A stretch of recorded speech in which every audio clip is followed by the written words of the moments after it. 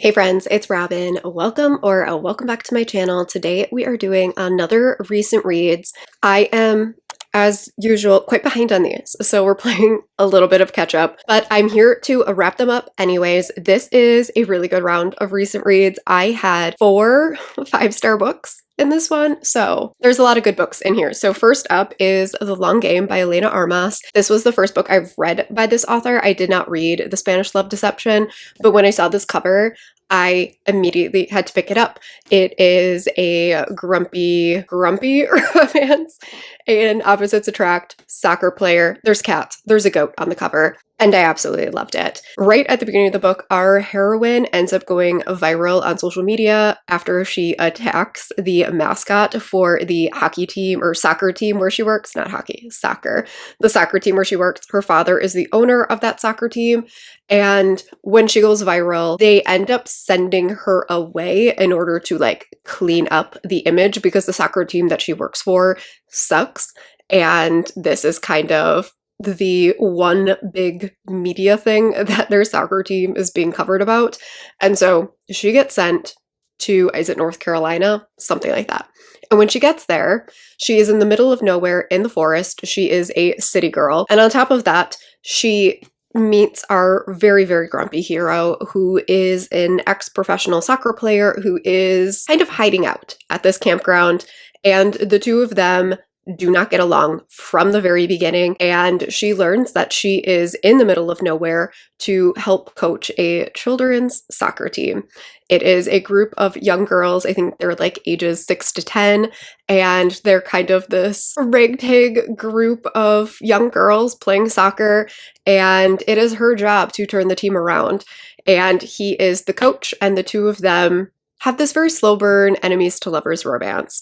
And I thought it was so much fun. There is great chemistry and tension between the characters. There is a lot of discussion about the heroine learning to accept her feelings and emotions and not letting everyone around her dictate her choices.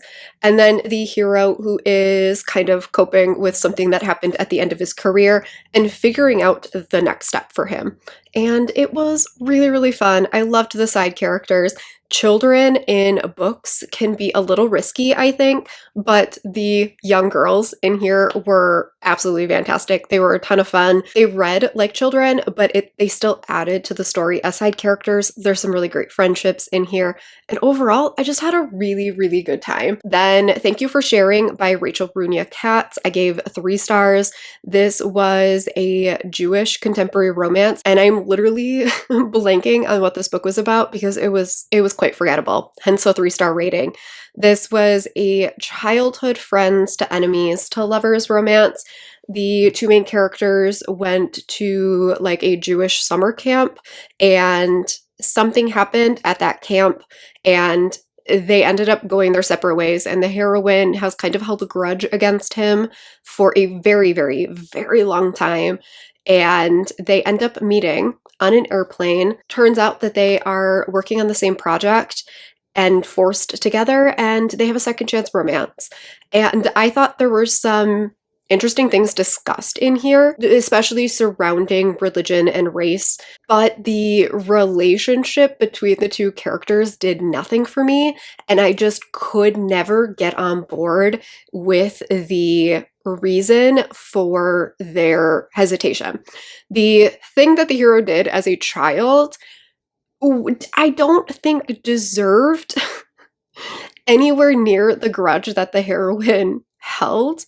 It was a 20-year grudge over something that he was a child, he didn't know. And so I could not get on board because I was like, why are you so mad over something that he did as a 10-year-old? He legitimately didn't know. Why as a 30-year-old are you still holding on to this? And the thing that he did, he didn't even actually do intentionally. She assumed that he did it and then just kind of held it over him. I could not ever get on board with it. It was fine. It was 3 stars. But again, I barely remember anything about this book. It just ended up being a little bit forgettable, which was really unfortunate because I was really looking forward to this one. But right after that, I did read The Stars in Your Eyes by Case & Callender, which is one of my favorite books of the entire year. This book is everything. I talk about this endlessly in a vlog. I think I posted that vlog. If I did, it'll be up in the cards and down in the description box. But this is told in a really cool way. It is kind of a mix between dual POV as well as multimedia, and I loved the audiobook for this. That apparently isn't the most popular opinion. I've been seeing people say that they didn't like it, but I thought it was fantastic. We're following these two heroes who are both actors. One is a pretty famous actor. He's kind of seen as the bad boy of Hollywood. And the other hero is like the new golden boy to Hollywood. And the two of them get cast in a contemporary romance rom-com movie. And not only are they both openly queer, but they're also men of color, and they are being held to a certain standard. And this book is really exploring not only that element, but the toxicity of like social media and fame and all of those things through those multimedia elements, because you are seeing the intense reactions that people have over minimal things that they don't understand, their opinions about these people that they don't know. And then on top of that, a lot of mental health things. There is a lot of mental health in here, including depression and CPTSD. One of the heroes went through like a sexual assault, child abuse thing growing up, and that is described in detail a lot. And there is an on-page sexual assault scene on here. So do know that before going in. It's a very heavy book, but it is so beautifully written, and the romance in here is so fantastic. These two really grow as friends and romantic partners, and I really liked that element. And I just think that the balance between all of the things was done exceptionally. And I really hope that Case & Callender writes more adult books, because that one was absolutely great. Then I picked up Better Hate Than Never by Chloe Leese, which is the second book in the something sisters. The first book was Two Wrongs Make a Right. These are all loosely inspired by Shakespeare plays, and this one was following the baby sister of the family. There are three sisters, two of them are twins, and then this was the youngest sister. And this was another enemies to lovers romance. But these two grew up together. He grew up either next door, like really nearby, and he's kind of accepted into their family from a young age. And the two of them have never gotten along, like at all. They really, really fight. And that was one of the things I really liked about this book, is this did not shy away from the enemies part of the enemies to lovers romance. These two do not get along at all. And you are slowly learning why that is and what has led here. The slow burn tension and build between these two was so fantastic. There is like this turning point scene where the hero has to carry the heroine out of a closet and put her to bed. And that scene just did me in. I thought that their chemistry was great. I thought their tension was great. I did give this 4 stars and not 5 stars. And I do talk about this in the video where I read quite a few of these, where it's like, I don't think my rating had anything to do with this book, but when I finished this book, I was like, I love this book, but it didn't give me that 5-star feeling.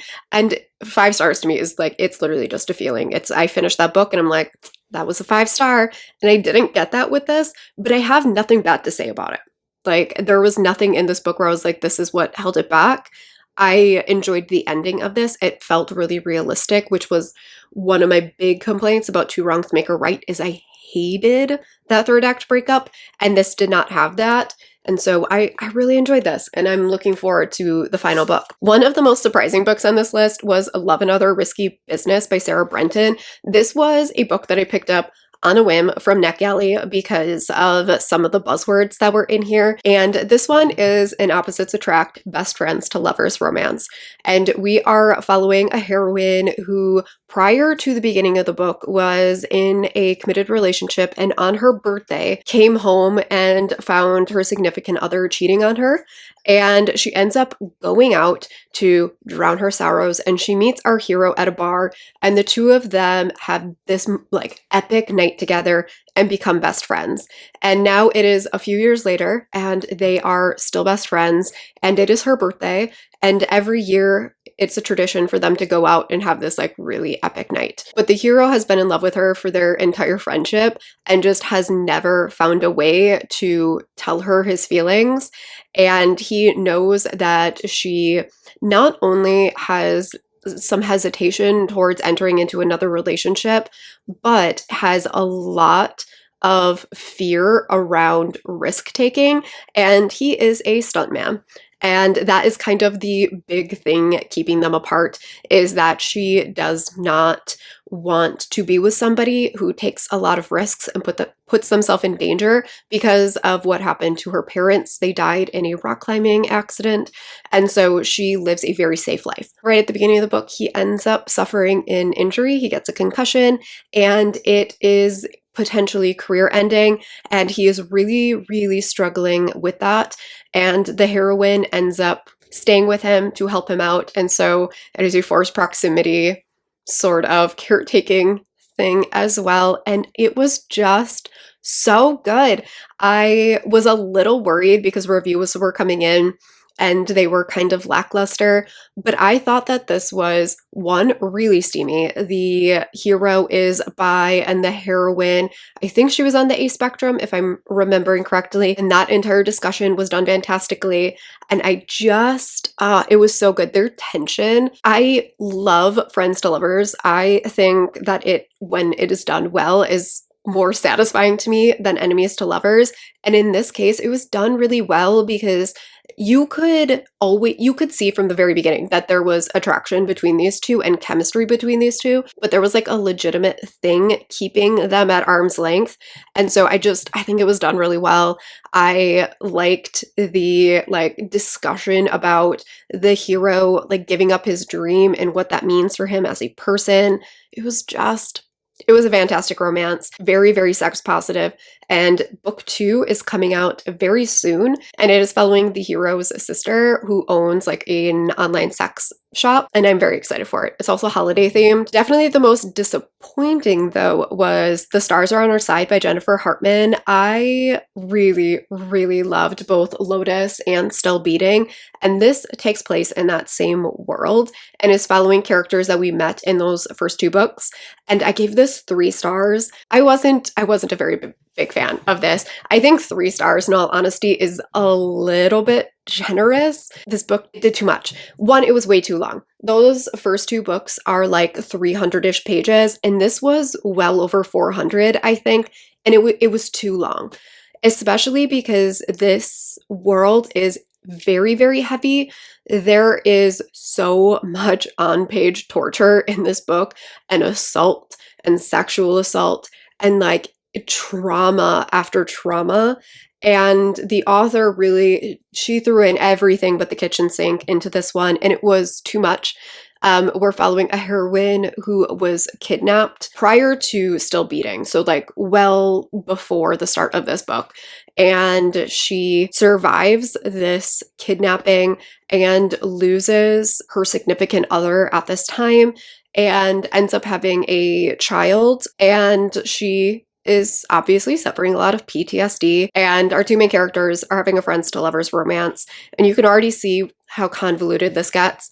But the heroine is suffering kind of like a relapse with her PTSD. She was doing really well for a while, and she is getting triggered quite a lot, and she is trying to find a way to work through it and face some of the things that she's never admitted about her experience. And so she is meeting with this author who is going to write a fictional story kind of based upon her story. And it is forcing her to kind of work through and admit to some of the things that she's never spoken out loud. And all of that was fine. Like I was on board for it. But then the hero went through a whole like mafia thing that was like thrown in. His father did some shady things in Lotus, and Now the mafia was after him, and it was unnecessary. Like, the whole thing should have been cut out because it cheapened the story so much, and it took away from all of the difficult subject matter surrounding the heroine. It was a choice, and I did not like said choice. And then Her Soul to Take by Hartley LaRue, I gave 3.5 stars. I thought this was fine. I'm so proud of myself for finally reading this book though, because this is probably one of the books I've put on the most TBRs in the last year. This was on an absurd number of TBRs. And I finally listened to it on audio, and I thought it was fine. Like, it didn't do anything exceptional for me. I thought the story was pretty one-dimensional, and I thought the characters were a little bit of caricatures of your, like, traditional, like, alpha demon hero and the heroine who's super feisty. And, like, I thought it was fine. I have so few thoughts about this book, and I'm sure I had way more thoughts in the video where I talked about this, but it's been a few weeks. It's probably been like 4 weeks since I've read this, and I just have so little to say about the book. Like, I thought it was fine. I don't think I'm going to continue on with the series because the sequel is following the same story from 2 other main characters' POV, and I don't think I care enough about the plot to go back and read a different character's POV and like their romance. I just don't care enough about the characters for that, I don't think. So I think this is a one and done for me. I have 3 books left, and I'm going to get the other non-5-star book out of the way. So The Haunting of MD CLA by Simone St. James was a book that I got through Penguin Random House Audio, and this was supposed to be for a video that y'all never saw, because I didn't end up posting it. This is an older book by Simone St. James that got a re-release with a couple of her other books. They are all getting covers that kind of match her newer thriller suspense books, and her thrillers and suspense are always paranormal. And so this was a haunting of a barn, and it was legitimately creepy. Like, Simone St. James books legitimately creep me out, especially this one on audio, the new audiobook. If you are going to listen to this on audio, do yourself a favor and don't listen to the original one. It's really bad. The new audio is better, and the voice that the narrator does for the ghost freaked me the hell out. It wasn't my favorite audiobook, but it was better than the old one. Huge tangent. The heroine in this book is a temp. She ends up getting this request to meet this guy at a coffee shop, and she's like, that's shady. But she agrees to go because she really needs work. And when she gets there, she learns that he is a ghost hunter and needs a temporary assistant. She begrudgingly agrees to go with him because she really needs the money. And she goes with him to this creepy barn house thing in the middle of nowhere, and everyone in the town is extremely leery of them and doesn't trust any of these people. And she learns that ghosts are in fact real, and Maddie can really fuck shit up. And the only person that Maddie will work with is our heroine. Our heroine is trying to figure out what happened to Maddie and why this ghost is so angry. And a lot of like creepy things happen. There's some possession in here. There are a lot of heavy topics discussed in here. That is one thing I will say about Simone St. James as well, is that a lot of times the outcomes of her stories are a commentary on something. And this one was a bit of a commentary on power imbalance at this time. And I don't want to give away like what happened to her, but all of it kind of comes around to the fact that Maddie had no power. I gave this 3.5 stars. It didn't blow me away. This definitely read like an earlier book by this author.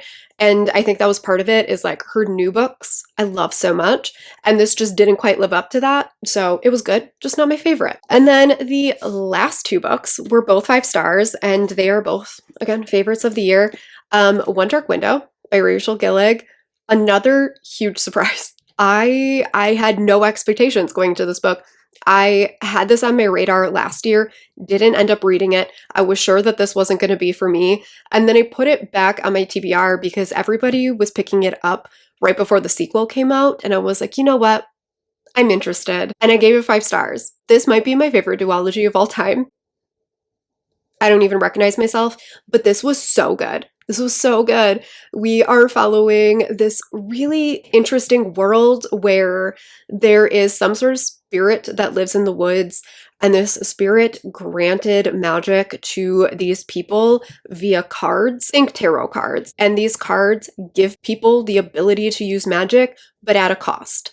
And magic does manifest itself naturally in people, but the people who hold cards want all of the power, and so they kill off anyone that manifests magic. Following a heroine who manifested magic and has survived through the help of some powerful people, and she has a demon that lives in her head called the Nightmare, and her and the Nightmare are doing some things in here, and she gets drawn into court and political things happen, and I'm trying to be really vague because I don't want to spoil it, but this book is so fantastic. There's romances, plural, in this series.